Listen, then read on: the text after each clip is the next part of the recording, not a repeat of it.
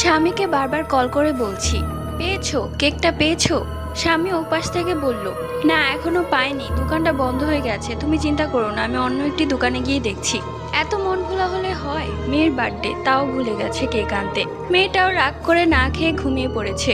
আমি ফোনটা কেটে রান্নাঘরে কাজ করছিলাম। হঠাৎই কলিং বেল বেজে উঠলো। মনে মনে ভাবলাম, এত জলদি এসে গেল। আমি গেট খুলে তার হাত থেকে কেকের বাক্সটা নিলাম। নিয়ে আবারও কিচেনে এসে কেকের বাক্সটা খুলতেই দেখলাম বাক্সের ভেতরে রয়েছে কেঁচো, পোকামাকড় কিরবির করছে, যেটা দেখে আমার গা কেঁপে উঠলো। আমি দৌড়ে এলাম এই রুমে। ও কি আমার সাথে মজা করছে? কিন্তু এই রুম ওই রুম কোথাও নেই। রাগে আমি ওকে আবার ফোন করলাম। ও যে বাহিরে সেটা বোঝাই যাচ্ছে, কেননা গাড়ির হর্নের শব্দ পাচ্ছি। ও বলল এখনো কেকটা পায়নি, অন্য দোকানে যাচ্ছে। ও যদি বাহিরে থাকে তাহলে একটু আগে ও রূপ নিয়ে কেকের বাক্সটা কে দিয়ে গিয়েছিল? আদৌ কি কোনো মানুষ ছিল?